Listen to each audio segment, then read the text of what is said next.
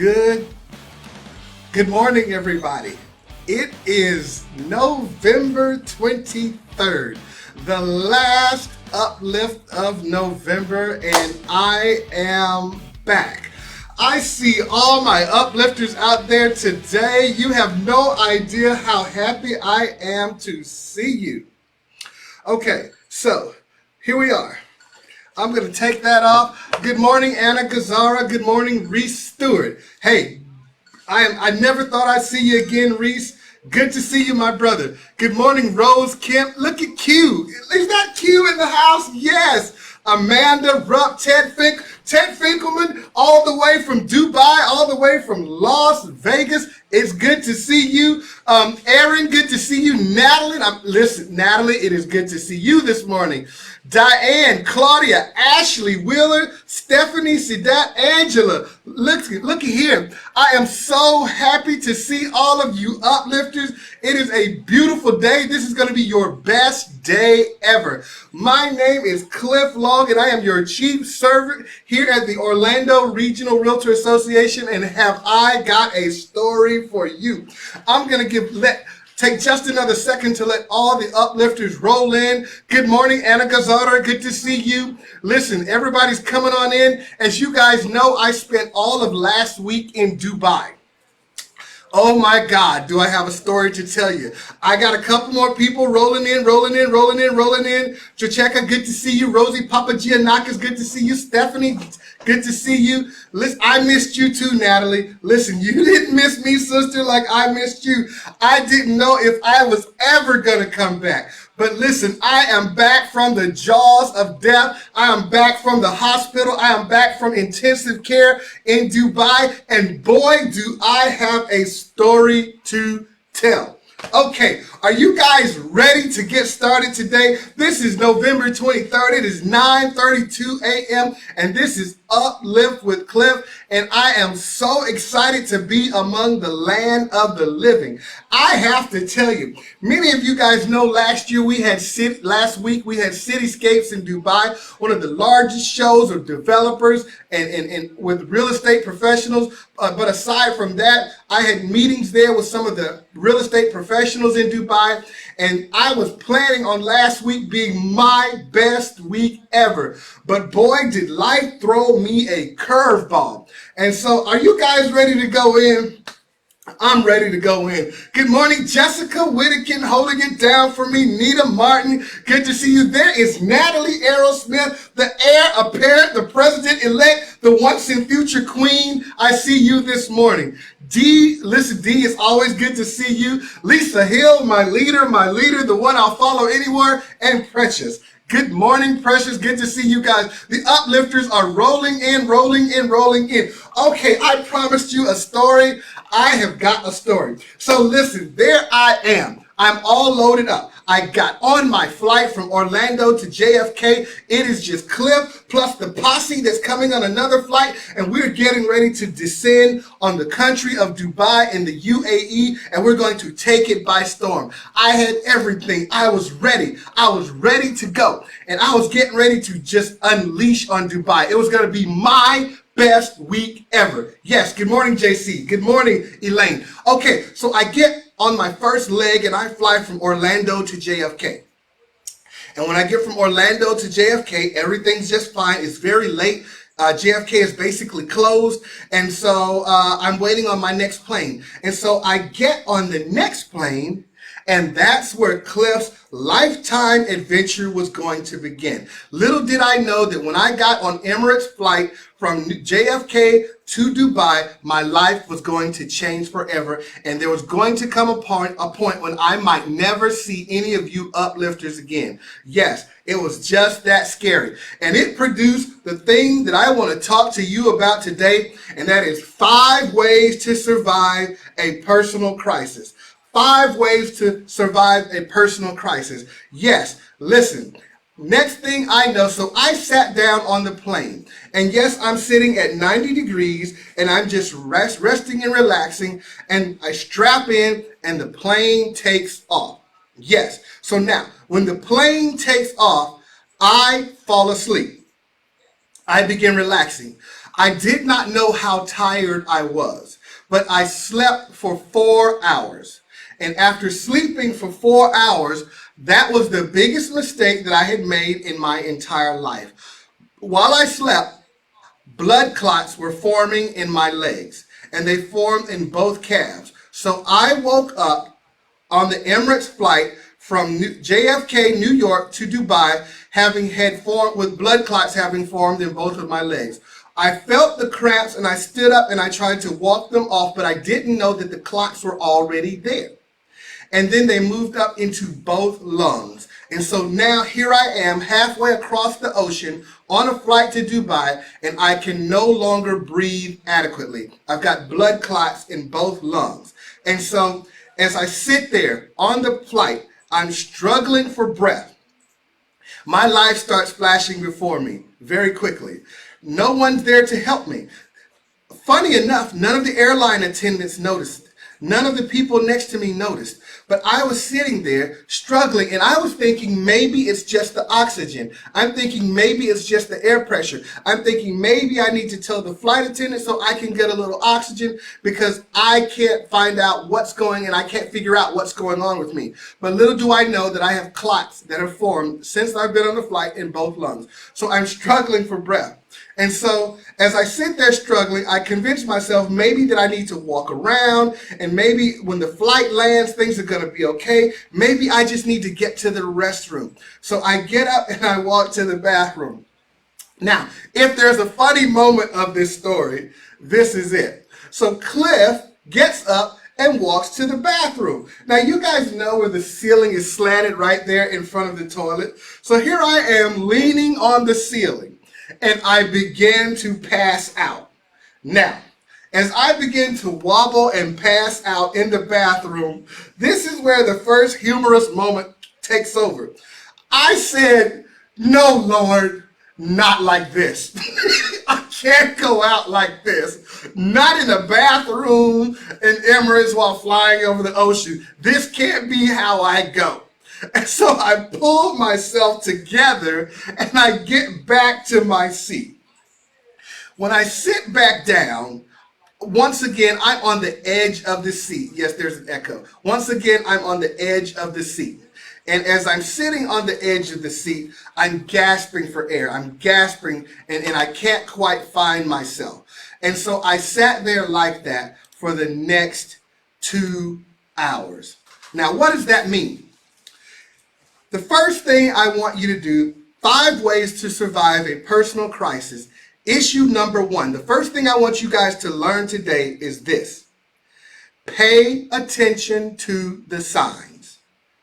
Pay attention to the signs. Yes, the first way that you survive a personal crisis is pay attention to the signs. All too often, things are happening in our lives, but because we're no longer paying attention to the signs and we're taking the unnatural and making it natural, we miss what's going on around us. I want all of my uplifters this week to stop and look and listen and think about what's going on in your life, what's going on in your business, what's going on in your relationship, what's going on in your finances, what's going on. Are there signs of a crisis that's getting ready to happen that you have been ignoring? If so, the first thing I want you to do now is pay attention to the signs. The signs were telling me that something was wrong. The signs were telling me that things weren't right. All signs pointing to something wrong in my body, and this is my first wake-up call. So for 2 hours, I struggled to breathe. I'm sweating. I can't do anything, and the plane's getting ready to land. As the plane is landing in Dubai, I'm right there in business class. I'm among the first to get off. I get my bags, and I even help the lady next to me with her bags, because that's how my mama raised me. And as I'm helping the lady next to me with her bags, I sit them down and I convince myself that once I get fresh air, I'm going to be okay. So the doors to the plane open. And as you know, right there, that's the jet bridge. As I start walking off the plane, just like in the restroom, I start to fade and to black out. I grab the rail, I'm holding myself there, And this is where I get ready to start losing consciousness. Now, wouldn't you know it, the lady sitting next to me on the plane was a doctor. So she was sitting there looking at me, and when she walked off the plane, she saw me and she grabbed me by the arm and said, "What's going on?" I told her, now here's where the man in me, the guy, I'm gonna be okay. I'm just trying to catch my breath. You can go on. We're good. All is okay. You can just keep it moving. And she said, "No, tell me what's going on." I said, "Ma'am, we are good." Now listen. This is where I come to point number 2. Point number 2 on how to survive a personal crisis. Number 1 was pay attention to the signs. Point number 2 on how to survive a personal crisis, listen to the experts. Now, you and I know that it was heavenly intervention that a doctor was sitting next to me. But we'll get into that some other place, some other time. But the most important thing I want you to focus on right now is point number 2, and that is listen to the experts. So she grabs me by my arm and she says, "Get on the floor." I said, "I don't want to get on the floor." She said, "Get on the floor." I said, "I don't want to get on the floor." The lady grabs me by the arm and she starts pulling me down. She says, "Get down." And so I take a knee. Right then, another doctor walks up. He says, "What's going on?" She says, "I'm a doctor. I'm helping him." He says, "I'm a doctor too. Sir, get on the floor." I'm fighting 2 doctors at this point. I'm fighting 2 doctors. I'm telling them that I'm okay. You guys push on. I'm good. Leave me alone. And then he takes his hand, puts it on my shoulder, and forces me down to the ground. So I was on one knee. Now look.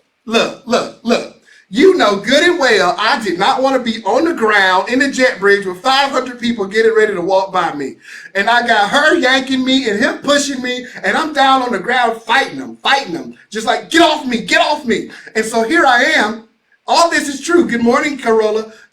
So here I am. I'm on a knee. I grab my bag and I think that I'm about to make a pillow for myself. The doctor kicks the pillow and says, "I told you, lay down flat." And so I'm fighting the doctors. And this time people are starting to come off the plane. Now there I am. This is the second point that was absolutely hilarious. The first one was me in the bathroom saying, "Lord, don't take me right here in the bathroom." The second one is me laying on the ground like a beach whale, wobbling around, fighting 2 doctors. As you come off the jet bridge, there's some guy down there that looks absolutely crazy, rolling around and wobbling, fighting doctors. Point number 2, like I said, is listen to the experts. They finally get me down on the floor. One's got his pulse on my neck. The other one's got their pulse, checking the pulse on my wrist, and they're telling me, "Calm down, just breathe. Calm down, just breathe. Be quiet. What's your name, sir?" "My name is Mr. Long." "Mr. Long, be quiet." So now I've got 2 doctors. Listen. This is beyond divine intervention now. It's beyond the fact that I had a doctor sitting next to me. We're now at a second doctor sitting there. I got 2 doctors taking my vitals.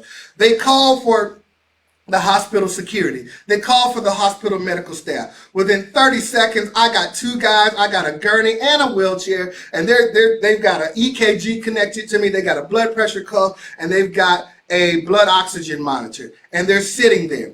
And now, we're still on point number 2, which is listen to the experts. At this point, they're looking at my blood pressure. They're looking at my heart, and everything's checking out fine. But once they put the blood oxygen monitor on my finger, it was extremely low. And right then, the doctors diagnosed me. They told me, "You've got blood clots in your lung. Mr. Long, you have a pulmonary embolism. You have a pulmonary embolism. This is very serious. You need to go to the doctor." At this point, yes, Jessica, at this point, I'm telling the doctors I'm good. They say, "Mr. Long, you need to go to the doctor." I looked at the doctors, I said, "I'm good." They said, "Mr. Long, we cannot make you stay, but we strongly suggest that you go to the doctor right now." Now, I got a point right here that I want to make. Listen, sometimes when you're listening to the experts, ladies and gentlemen, it's not just about what they say. It's about how they look at you. And my doctors And all the medical staff right there in the jet bridge at Emirates looked at me, and she said to me, "Mr. Long, please let us take you to the emergency room." And the moment when I looked in her eyes and I saw how serious she was, I calmed down and I said, "Okay." Within 30 seconds to a minute, I was on the bed and they were wheeling me through the hospital. And as they wheeled me through the hospital, I found myself in a surreal experience. I was headed to Dubai. I was supposed to be in Dubai, but this was happening. What was happening? Why was this happening? And all things happen for a reason, ladies and gentlemen. And believe it or not, everything's flashing before me. I'm thinking about my family. I'm thinking about what I should have said, what I didn't say, how I should have said it, how I should have left. Did I leave my house in order? My job, what's going on with my job? What's going on with my employees? What's going on with the uplifters? And they're rolling me to... Now, what I didn't know is there was a hospital at Dubai International Airport. And the first thing they did was they take me to the hospital. Actually, they had 2 emergency rooms. And they connect me to IVs. They've got things going. They've got pressure cuffs. And I get a new doctor at this point. The old 2 have gone. They're gone to get their luggage. And at this point, customs comes. Not U.S. customs, but Emirati customs. And they confiscate my wallet. Because I got on the plane and I got off the plane and now I am a John Doe in Dubai. I have no ID, I have nothing, and I'm laying in the emergency room.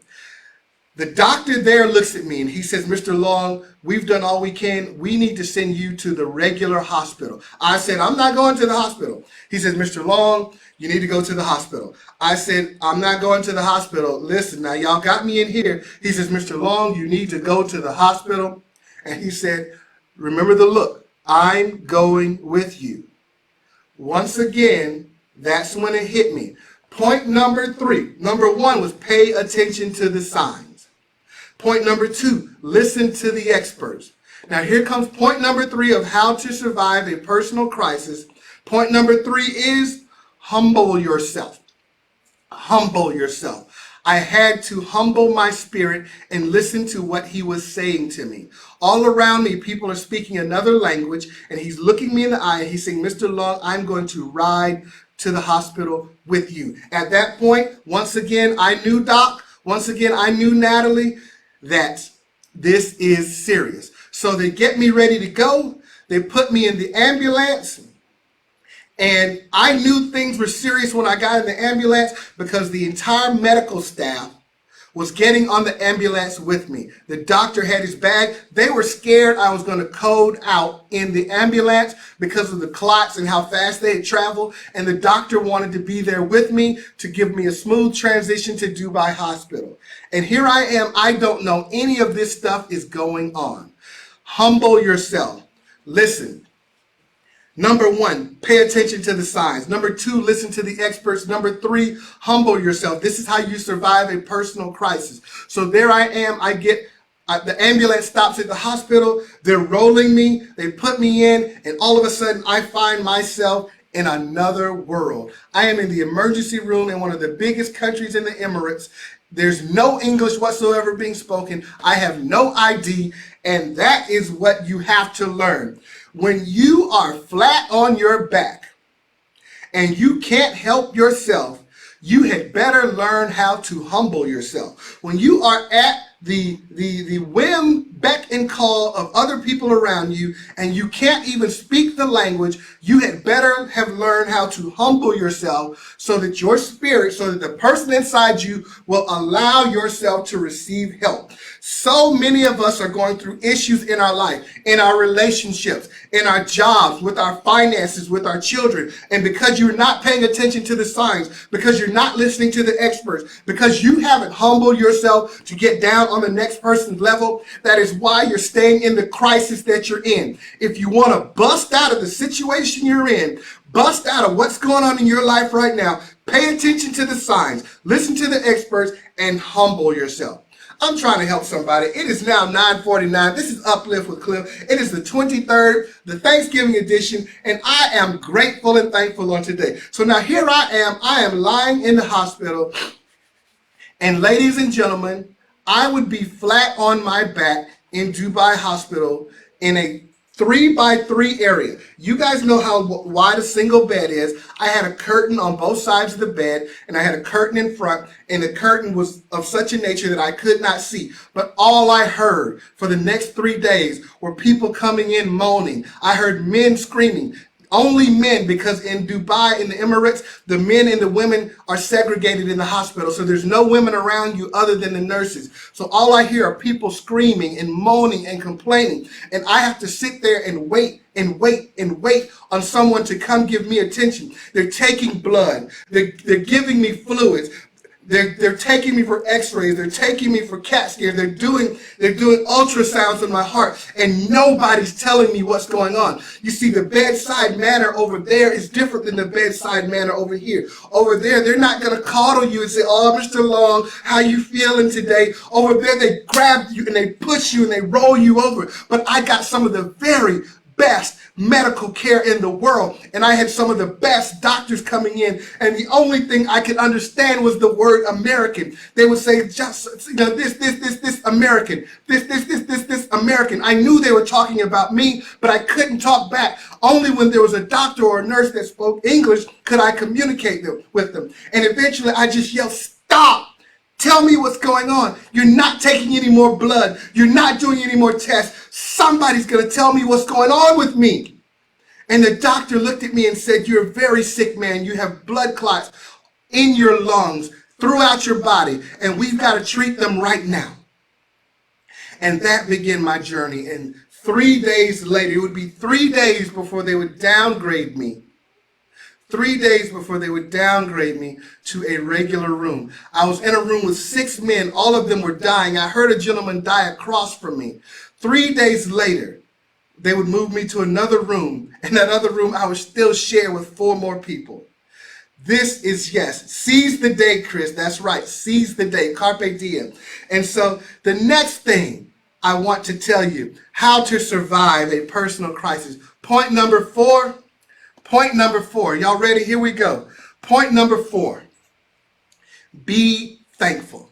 You see, when they downgraded me to a regular room, I got a new doctor. And this doctor and I had a kindred spirit. And she would talk to me, and I would talk to her. And she would talk to me about what's going on in my life, what's going on with my treatment.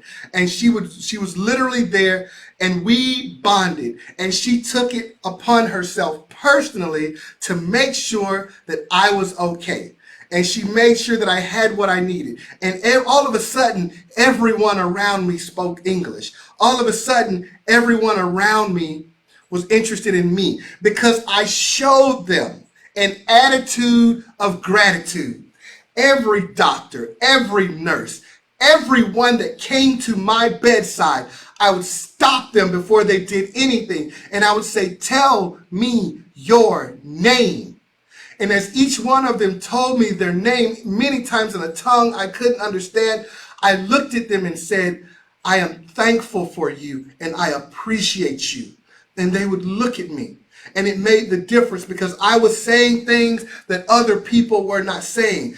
Every doctor, every nurse, I would say, "Tell me your name." And by the time I learned all of their names, I would tell them, "I appreciate you. I am thankful for you. And thank you for what you're doing for me." The script flipped there in Dubai. I became the patient. I moved and changed from the patient that they didn't know anything about to the patient that the entire hospital wanted to see get better. And a doctor walked into me, and he was the doctor in charge of all the doctors. And this is a funny story, but it's true. And he picked up my chart and he looked at it. And he says, "Who ordered this?" And they said, "Dr. So-and-so did." And us, the team of doctors around him, and he said, "Who ordered that?" And the other doctor said, "Well, this is Dr. So-and-so, Muhammad or whatever." And he says, "Well, where's he now?" And they said, "Well, he's off today." And he said, "He's not here. He needs to be here." And this doctor looked at me. He looked up from my sheet, and he looked up at me, and he said, "Mr. Long?" I said, "Yes, doc." He said, "Do you have insurance?" I said, "Yes, doc." I said, "I got one better than insurance. I got American Express."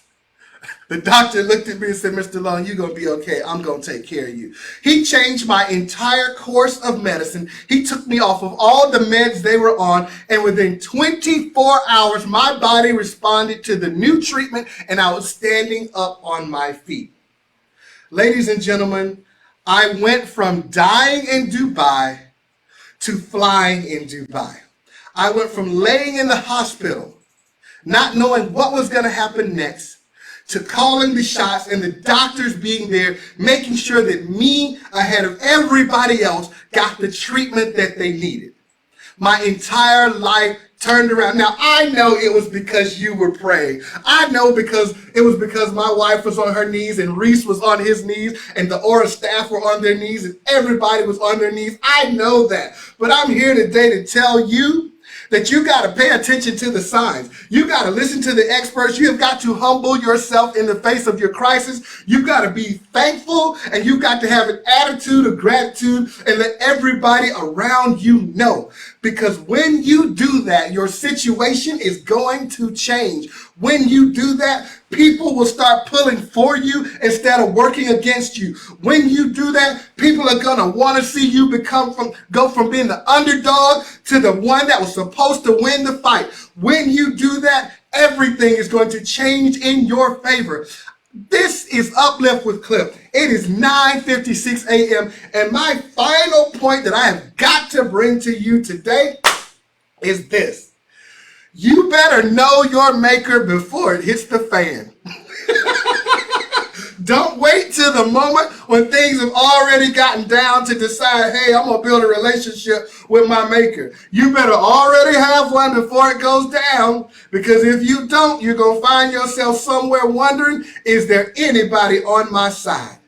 I never doubted for a minute that I had you there with me. I never doubted for a minute that I had folks there with me. I never doubted for a minute that I was going to get up and walk out of that hospital no matter how sick I was, because I knew that this wasn't my time. It is 9:57 a.m. This is Uplift with Cliff, and this is the Thanksgiving edition, and I am here today to give thanks for you. Thanks for you, Dan Lopez. Thanks for you, Rosania. Thanks for you, Escarita. Thanks for you, Dot. Thanks for you, Rose. Thank you. I'm thankful for you, Kelly. Thankful for you, Star. I am so thankful for you, Margaret and Margaret Watts, coming to see you this week, my sister. I am thankful for you. Maria Alejandra, numero dos. Thankful for you. I want you all to know, Anna Gazara, Her Excellency, I'm thankful for you. Monica Montes, listen, I am thankful for you. Thank you, Mary Muley. I love you, my sister. I want to thank everybody. Q, Raphael, Q, look, you know me and you got a date coming up. I am thankful. Lisa, Reese, Ted Finkelman was there in Dubai, inquired about me every day. Ted was fighting his way to me. Ted, I don't know if you're in Dubai right now or back in Las Vegas, but you're an uplifter. I want to thank you. JC, I love you. Everybody around me, I need you to know that I am so thankful. This is the Thanksgiving edition, and I am still your chief servant. It's time now for us to do some affirmations. It's time for us to do sending some love. It's time for us to wrap up this Uplift with Cliff and get ready to go eat some turkey and some dressing, some meat and potatoes, to drink some wine or Kool-Aid, whatever your thing is. We're getting ready to go be thankful. So, the first thing I want you to say today, Will, good to see you, Will Laval. The first thing I want, look at Frank. Yes, Frank. Yes, Frank. Yes, Frank. The first thing I want you guys to say to yourself is, I am loved and I will love other people. Say it. I am loved and I will love other people. Affirm it. I am loved and I will love other people. I am loved, Rose. I love you, sister. I am loved and I will love other people. Listen, let me tell you, when you're on your deathbed, when you're on your bed, it don't matter whether they're Jewish or Muslim or Christian. You just want somebody to show you some love. So you better start giving out love right now. I am loved and I will love other people. I am loved and I will love other people. I want you all to say, this is going to be my best week ever. Say it. This is going to be my best week ever. You got to know it. You got to know it. This is going to be my best week ever. Let's talk about the business you're in. Hey, listen, this Thanksgiving week, there are people coming in town to see their mother, their grandparents, their father. This is a great time to show some property. I want you to say it. I will have 3 new clients this week. Speak it into existence. You got to believe it. You got to believe it before I can believe it. I will have 3 new clients this week. Say it. I will have 3 new clients this week. Okay, and if you believe that, say this. I will have 3 closings before the end of the year. Or I will have 3 closings before the end of January. I will have 3 closings. I see 3 closings in your future. You've got to see it before I can see it. You've got to say it before I can say it. You've got to chase it before I can come join you in the chase. I need you to say it. I've got 3 closings left this year. I've got 3 closings left this year. I've got 3 closings left this year. Listen, okay, let's affirm it. I am a great parent and my children love me. I am a great parent and my children love me. I am a great parent and my children love me. I am a great parent and my children love me. Say this. I am a great realtor. I'm a great broker. I'm a great boss, and I will continue to be successful. I'm a great, you fill in the blanks, and I will continue to be successful. I am a great, and I will continue to be successful. I want you to say this with me. Say this. 2020 set me up for a great 2021. 2020 has set me up for a great 2021. 2020 has set me up for a great 2021.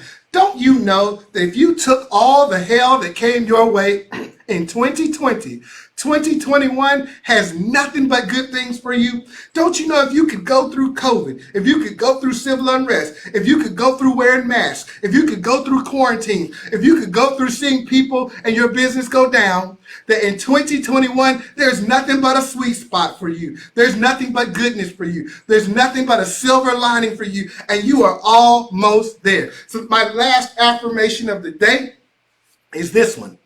I see a good future in store for me, and I will not quit. I see a good future in store for me, and I will not quit. I see a good future in store for me, and I will not quit. It is 10:02 a.m., November 23rd, last Uplift with Cliff for the year, and this is about being thankful and Thanksgiving. I'm going to send my love out one more time. Precious, Doc, Mary Muley, Natalie, Aerosmith, happy Thanksgiving. Reese Stewart, best president ever. If you guys didn't know this, President Reese absolutely loves you. There's nothing he won't do for this association. There's nothing he hasn't sacrificed for this association. President Reese has, without a doubt, been the best president ever in our 100-year history, and I got to send him a shout out because he had my back all the way here when I was in Dubai. So I want you all to know that I am so thankful for you. Doc Alvarez, I'm thankful for you. Mary, I'm thankful for you. I need you to know Marie Lynch, Miss Misavich, I am thankful for you, sister. Keela Long, Rosania, Natalie, I'm thankful. Claudia, I'm thankful for you. Anna Gazara, Will Laval, Maria Alejandra, Frank McManus, Lisa Hill, I am thankful for you. ORRA Elton, yes, I am thankful for you. Elaine, I'm so thankful for you, sister. I want you guys to go out this week and share the love. If this story has meant something to you, if you know now how to survive this personal crisis, if you know that you're getting ready to go out and show everybody in your world that you are thankful for them, go ahead and hit share right now. Go ahead and share it to your story, share it to your page, share it to your world. We want everybody tuning in to the ORRA Facebook channel because this is what we have for them. We've got nothing but love for them. We've got nothing but love for them, and I have nothing but love for you. So whether you be Margaret or Rosie or JC or any of the uplifters out there, I need you to know that I love you from the bottom of my heart, and I have got to get ready to sound off. Listen, Cleberto, you the man. You've given it all. Amanda Ornelas, I love you, sister. You've given it all. All you people who gave it all in 2020, 2021 is going to reward you. It is going to be your best year ever. Now, as I get ready to sign off, I want you guys to remember one thing, the same thing, the thing I say all the time. Woo! thoughts become things. Okay? Love you. Talk to you later. Bye-bye. Okay, and let's start the stream. Stop Back to you. right here. Right here. And Oh, when Mel is trying to stop us, so just say yes.